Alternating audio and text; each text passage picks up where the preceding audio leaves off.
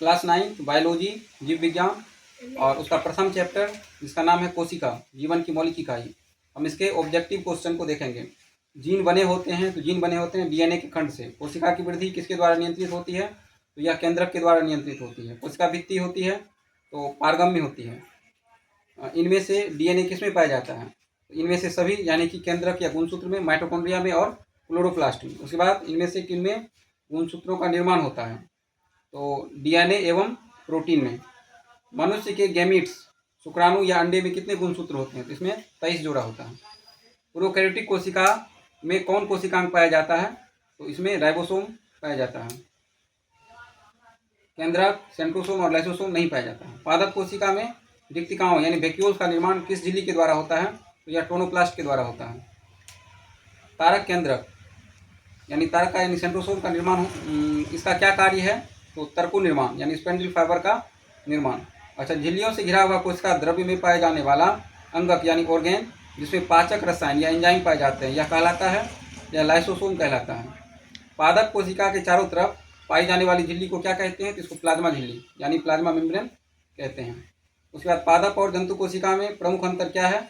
इसमें पोषण संबंधी यानी न्यूट्रिशन संबंधी है। कोशिकाओं की सूक्ष्म संरचना किस यंत्र के द्वारा देखी जाती है? तो इलेक्ट्रॉन माइक्रोस्कोप के द्वारा। उसके बाद है कोशिका सिद्धांत का प्रतिपादन किसने किया था? तो स्लाइडेन एवं स्वान ने किया था। प्रत्येक सजीव कोशिका में निम्नलिखित में से कौन निश्चित रूप में पाया जाता है? तो राइबोसोम पाया जाता है। अंतः प्रद्रव्यी जालिका निम्नलिखित में से किस क्रिया से संबंधित है? तो इनमें से सभी यानी प्रोटीन निर्माण एवं रूपांतरण, वसा का निर्माण और अंतः कोशिकीय परिवहन, इन तीनों से संबंधित है। इनमें से किस सजीव कोशिका में केंद्रक नहीं पाया जाता है? तो चालनी कोशिकाएं यानी सिव सेल्स, सिव ट्यूब। उसके बाद नहीं पाया जाता यानी पाया जाता है किसमें? तो जाइलम वाहिनी कोशिका और सखी कोशिका और जाइलम पेरेन्काइमा में। निम्नलिखित में से कौन सा गुण प्लाज्मा झिल्ली में पाया जाता है? तो चयनित या अर्धपारगम्यता का गुण पाया जाता है। माइटोकॉन्ड्रिया की आंतरिक झिल्ली मुड़कर कैसी रचना का निर्माण करती है? तो क्रिस्टी का निर्माण करती है। इनमें से कौन आत्महत्या की थैली कहलाता है? तो लाइसोसोम। पौधे के मूल द्वारा जल का अवशोषण किस क्रिया द्वारा होता है? तो परासरण द्वारा होता है। तारक काय पाया जाता है? तो कोशिका द्रव्य में। मानव शरीर की सबसे बड़ी कोशिका का नाम? तो इस किताब में तंत्रिका कोशिका दिया हुआ है, लेकिन यह आंसर गलत है। इसका होगा मानव शरीर की सबसे बड़ी कोशिका अंडाणु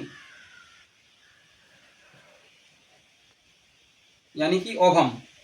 इलेक्ट्रॉन सूक्ष्मदर्शी का अधिकतम आवर्धन है तो 2 लाख एक्स। सेल यानी कोशिका शब्द की उत्पत्ति से संबंधित वैज्ञानिक का नाम है रॉबर्ट हुक। कोशिका का पावर हाउस या बिजली घर है माइटोकॉन्ड्रिया। आत्महत्या की थैली कहलाता है तो लाइसोसोम को आत्महत्या की थैली कहते हैं। इनमें से किसे ऊर्जा निर्माण का केंद्र कहा जाता है? तो माइटोकॉन्ड्रिया को। इनमें से कौन प्रोटीन निर्माण का केंद्र है?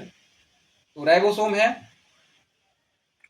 कोशिका में राइबोसोम की अनुपस्थिति में कौन सा कार्य संपादित नहीं होगा? तो प्रोटीन का निर्माण नहीं होगा। जंतु कोशिका के सबसे बाहरी घेरे को क्या कहते हैं? तो कोशिका झिल्ली, इंग्लिश में प्लाज्मा मेम्ब्रेन कहते हैं। वैसे जीवों को जिसमें केंद्रक झिल्ली नहीं पाई जाती है इसको क्या कहते हैं? तो प्रोकैरियोट्स कहते हैं। एडीपी का पूर्ण रूप होगा एडेनोसिन डाइफॉस्फेट, एटीपी का एडेनोसिन ट्राइफॉस्फेट और एएमपी का एडेनोसिन मोनोफॉस्फेट। अच्छा, डीएनए का पूर्ण रूप होगा deoxy ribose nucleic acid. RNA का पूर्ण रूप राइबोज न्यूक्लिक एसिड। निम्नलिखित में से कौन सा कोशिकांग पाचक थैली कहा जाता है? तो कोशिका लाइसोसोम को।